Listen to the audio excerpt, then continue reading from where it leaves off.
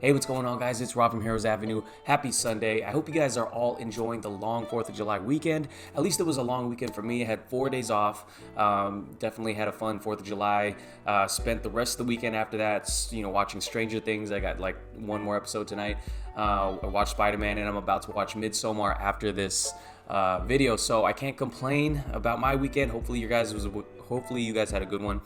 On Sundays on this channel, we read the comments, so I definitely wanted to just go through some of the comments that you guys dropped in my last video and maybe even other videos, but you guys had some great things to say, so I wanted to touch on some of them, and in particular, one comment or two comments maybe about the Joker, because I'm gearing up for this movie, and I'm sure all of you are, and I'm really getting excited for it, and I wanted to talk more about it. So with that being said, let's go ahead and just read some of the comments here.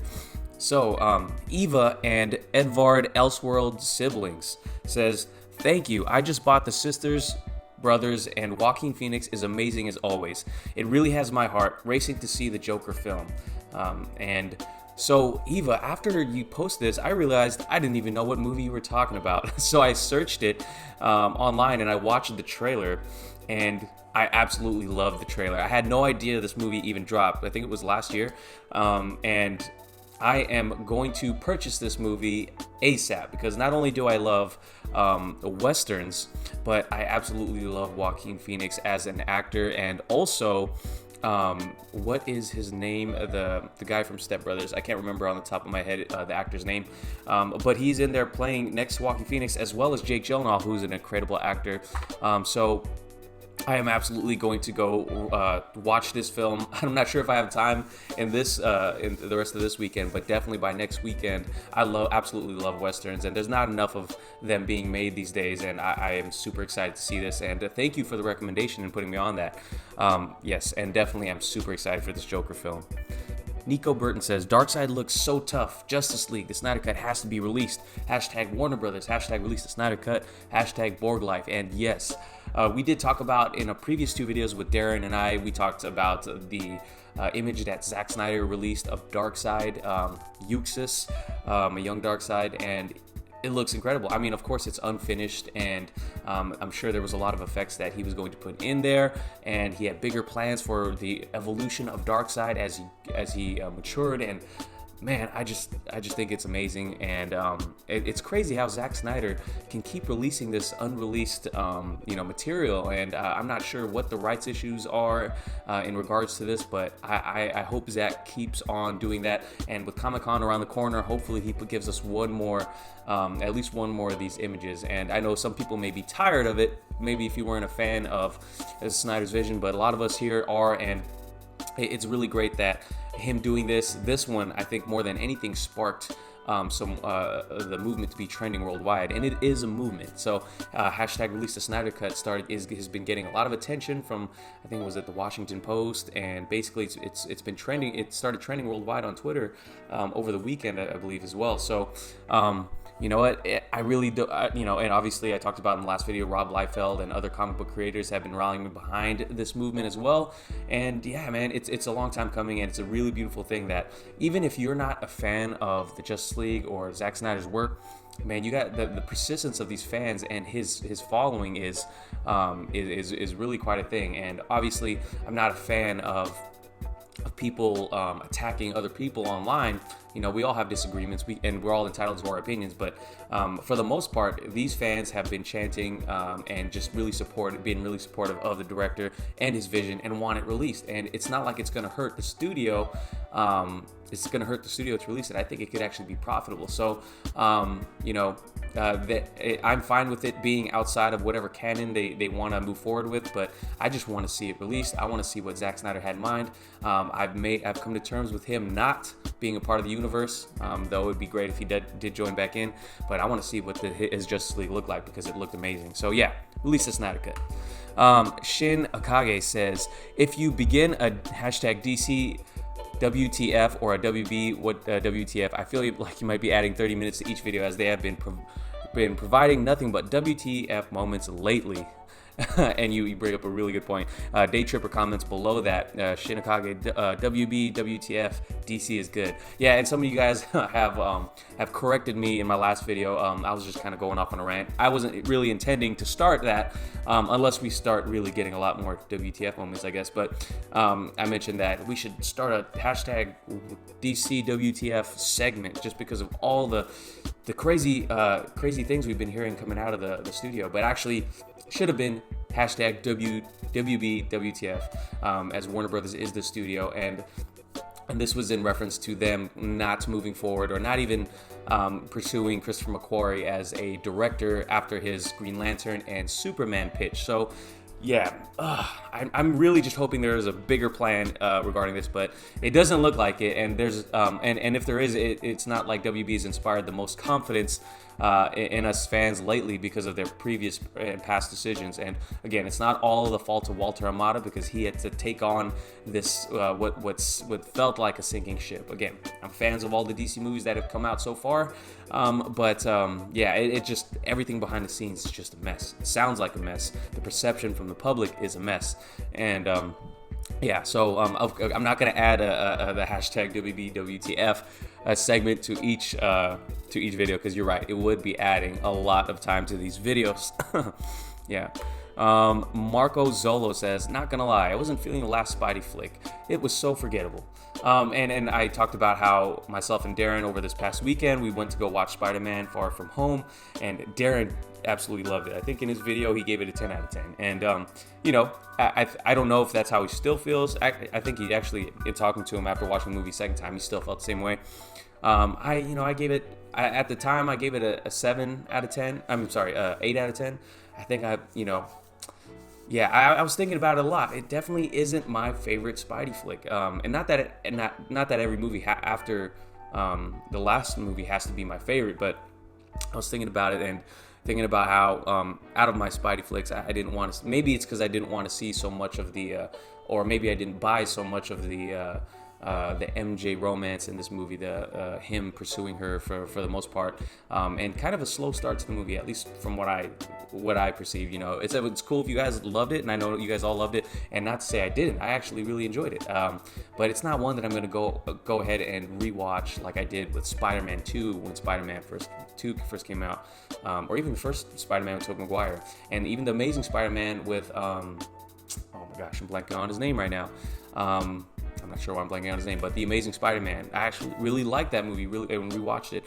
And Homecoming, definitely liked Homecoming better than this movie, though I did love Jake Gyllenhaal's performance. I didn't even mention that in my previous video. Jake Gyllenhaal is amazing, as he always is, and the action scenes with him and Mysterio, really cool. So yeah, you know, sorry you didn't like it so much. I definitely found it really enjoyable. Darren did, and yeah, but you're not the only one, and you know, surprisingly, some people who I thought wouldn't like it actually really did. But yeah, thanks for the comment. Rashid Jones says, in regards to the Joker film, because I talked about the magazine covers in my previous video, he says, I don't trust this film yet. I think it's not the real Joker that everyone thinks about, or maybe it's just me. So yeah, I mean, I'm not sure exactly what he means as far as trusting the film. Maybe Rashid thinks, I'm not sure. Maybe he thinks that there's going to be some sort of twist in which it's not the Joker. I've heard people talk about that online, like, hey, maybe this isn't the Joker that we think it is. And I wanted to read one more comment after this that had to do with the Joker, but as far as it's not the real Joker everyone thinks about, there's a lot of Jokers that people can think about, and there's a lot of different iterations of the Joker and storylines that the Joker obviously have been in, and different origins that the Joker has originated from. So I'm not sure exactly what Rashid thinks, but I have seen other people comment online that they're against this film because it's not exactly comic book accurate, and maybe I want to talk about that in the next comment, but yeah, I'm not sure exactly what you mean. If you had some clarification on this, Rashid, definitely let us know in the comments. But yeah, as far as not trusting this film, I think it's obviously, so this is an Elseworld film, and at the end of this movie. Now, there are leaks for this movie that I don't want to talk about. I didn't read, but I think someone might have mentioned it to us in one of the comments, and I read it, and hopefully this is not what happens, but this is what I think regardless. So if you feel like this is a spoiler, skip 30 seconds. I'm just going to say what I think is going to happen by the end of this movie, and I have not read anything, by the way. So skip 30 seconds now if you think this might be a spoiler and you don't want to hear it. But this is just me. I think by the end of this movie, I have a feeling that this Joker might meet his end, or it'll be really ambiguous, like he'll get killed somehow. And a lot of people were talking about having, hey, this is one Joker out of many that are going to arise in the universe. So I think there might be this Joker may not see the end of he may not see the end of this movie. He may get killed. I don't know. That's how I feel. There's some spoilers out there that I didn't read, so I don't know if this is true or not. That was my speculation. So yeah, maybe it's not the real one, like as you say. So okay, we're moving on to the last comment. If there was a clip in the video, sorry, my battery died, so I had to go ahead and change it before filming this last part. So Charles Smith commented a few days ago, and I actually responded to his comment, but led him to respond back with a really interesting take on it. So usually we can't read comments this long, but I thought it was great. So Charles says, Joker has a definitive origin. I'm tired of people saying he doesn't. It really shows how little people actually know about the character. I can understand why Joker fans get angry, because every time they bring him to screen, they drastically change his true origin story. Even in Batman 89, they changed Bruce Wayne's and Joker's origin. Joker never killed his parents, and a lot of Batman fans were angry about that when the movie came out. The Dark Knight, they completely changed his origin. Unknown clown in face paint. Leto's Joker was actually the most accurate Joker based on backstory since Nolan. He also fell in the vat of acid, but Joker's true origin is the Red Hood. He is the one that got away. Joker was originally the real Red Hood. Knowingly, he went up against Batman and fell into the vat of acid, but when his first story took place, Batman didn't see Red Hood fall into the acid, so he thought he escaped. Years later, someone would catch the Red Hood at a carnival or something. Batman goes to investigate, and the Joker's locked in a room, the Joker's OG origin. That origin was expanded, and you find out that Joker was put up to being the Red Hood by the mob. They expanded on this again in The Killing Joke, where you see the Joker was a failed comedian who becomes Red Hood, and then the Joker.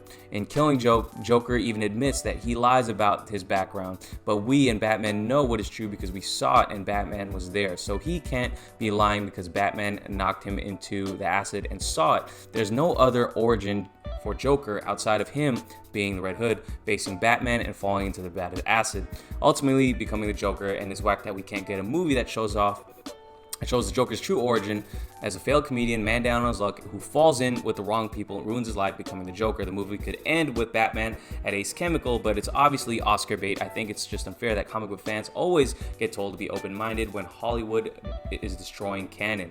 So I got a few different thoughts on this comment, and he has a second part of the comment that I will read. But to kind of answer a little and respond to little bits and pieces of this first comment. First of all, thank you guys. Thank you for throwing that history lesson in there, because that is what happened. You know, the whole I do realize that there is an original story of him being the Red Hood, and it being expanded upon by The Killing Joke. And I did acknowledge that The Killing Joke is the most widely accepted Joker origin story, but there actually are many Joker origin stories now, and there are some that are not just that don't just involve the vat of acid. Obviously, it's been expanded upon in movies, different origins in movies like Mask of Phantasm, as you mentioned, Batman 1989, and obviously The Dark Knight, which is a very beloved movie, one that a lot of people, even comic book readers, absolutely embraced and loved because of the intrigue that it adds to the character. Because as you know, even while the Joker does have an OG origin, the original OG origin from the OG origin is kind of wacky, as far as him being able to breathe underwater and with that Red Hood helmet, but it changed his skin. I know it got changed a little bit and updated in the Red Hood, and I mean in the Killing Joke, and I love the story of the Killing Joke, and especially the premise of the story of a man being down on his luck, and just having one bad day that led him down that path. But yeah, there are different origins to this story, but I do agree, and I absolutely think that it is the most widely accepted origin, that is the Red Hood. Let's see, he says there's no other Joker origin other than him facing the Red Hood and falling to the acid. There are other stories, like I can't name off the top of my head. There's like Batman Year Zero or something. There's other origins in the comics as well, not just in the movies. That the movies didn't just change things. Comics have also changed things, and you can just do an easy Google search of all the different origins of the Joker, and you'll find that some don't involve the acid. Or him falling into the acid.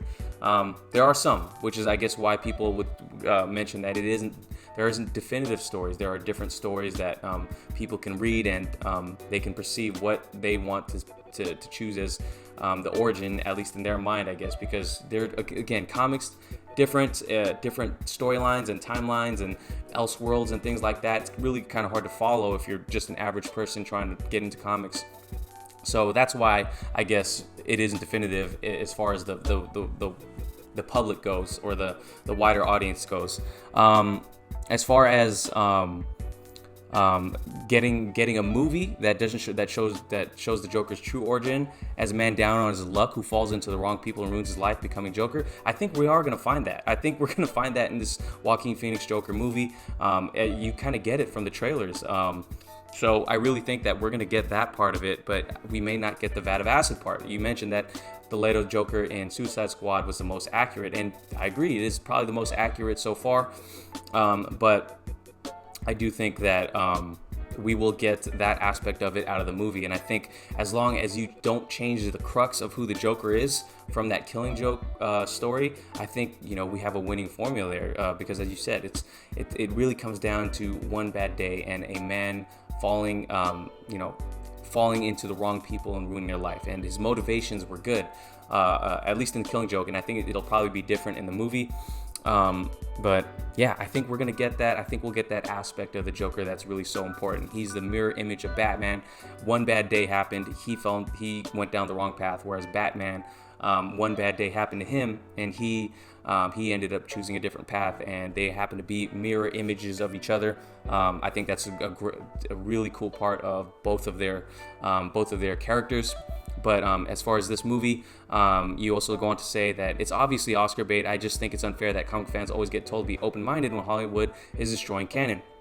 But I mean, so with it being Oscar bait, I really think it kind of downplays the difficulty of movies actually winning an Oscar, of them putting together a storyline, telling it in such a way, filming it in such a way that that really appeals to the Academy as a whole, for them to even nominate it for an Oscar. I really think it downplays the difficulty of that.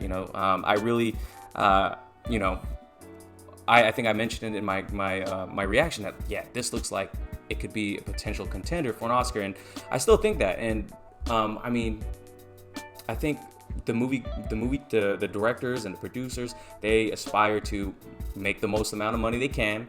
But as far as the director's concerned, he's concerned with telling the best story possible, and telling it in the best way possible. So I really think that's the beauty of film, and I want to see the creator make his work and not be confined to the comic book and its original origin and an accurate origin. Because if you created some of the things exactly like the comic books would have had it, that's always super cool, and we have seen that in past movies, or we've at least seen elements taken from the original comic book sequences. So, but I do think, and I'm okay with movies adapting it for the particular story they're trying to tell.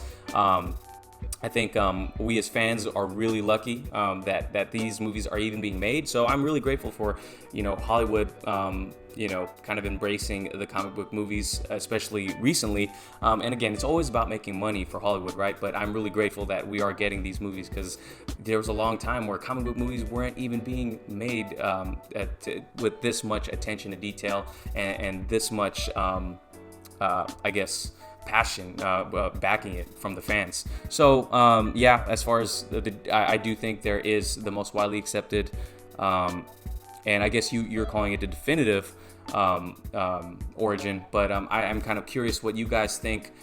Is there a definitive origin story? Does the fact that there is an OG origin mean it's the definitive origin? Because there are other OG origins from different comic book characters, such as Thor, who has his Donald Blake persona, and I don't think that's really canon anymore. There's people like Wonder Woman, who I think her OG origin story had her being molded from clay, and I think that got changed to be just a cover story, and she's, obviously the daughter of Zeus, and I think even in Rebirth that got changed up a little bit, and also I think like Aquaman, his story got changed up. I think originally his father was like a marine biologist or something that found Atlantis, and I don't think most fans feel that those OG origins are the definitive origin story. The Joker has other stories where I don't think it involves the bat of acid. There, you can do a quick Google search and find some of those other origins. But yeah, let me know what you guys think about this in terms of definitive origin. But we're not done with his comment yet. I did respond to him saying that the Killing Joke, even he mentions in it that if he has a pass, he prefers to be multiple choice. And then, but yeah, I do agree, Killing Joke's most widely accepted, but I'm always open to changing my opinion, and I am. And he responds by saying, dude, he's lying. Even Alan Moore said he was lying. Joker is a liar. He chooses for it to be multiple choice, but that doesn't mean it is. Plus, I can prove they just recently changed his origin to multiple choice when The Dark Knight came out. They have many DC history books, a few of which I own, that breaks down the Joker's true origin, the same one as I stated above. You honestly didn't prove much, but the fact that people don't want to accept the Joker's origin. The multiple choice thing was something Jeff Johns just added a few years ago because fans kept pushing multiple choice origin when The Dark Knight came out. All he did was make it slightly canon in the current DC run, but even hasn't changed the original origin of how the character came about. There are different iterations of the Joker, but Joker has a clear-cut origin just like most Batman rogues. It's up to the reader and writer to accept it. Even Alan Moore said he felt like Killing Joke was overrated and didn't like how people used it to erase Joker's origin. He said himself that he was just expanding on it. And I think really what it comes down to, and again, I love how passionate you are about this, and yeah, you have, I definitely believe you in terms of you having, books that, kind of document everything that has happened. But, I think kind of like what you mentioned right here, it's up to the reader and the writer, and in terms of the movies, the watcher, to accept it as true and as a definitive origin. But I'm asking this: if the reader and the writer and the watcher don't accept it, does that make it definitive as an origin? I don't know. I guess that's a philosophical question for you guys watching. Let me know what you guys think. So that was Charles Smith's thing. I always enjoy reading the comments and people having their 2 cents heard. I'm curious to see what you guys think about all this. How would you guys respond to this? I'm not arguing against Charles Smith at all.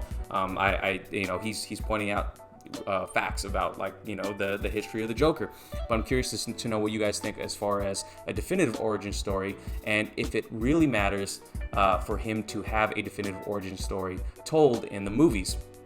Because I just let you know a second ago, I don't think it has to be told just like the comics do, because I really I want to see it brought to life in the best way possible. And if the best way possible doesn't include comic accurate scenes or parts of the comics exactly, I'm okay with it as long as I get the best movie possible. That's me. Let me know what you guys think about that, as well as whatever else Charles had to say in the comments. Definitely interesting conversation to have.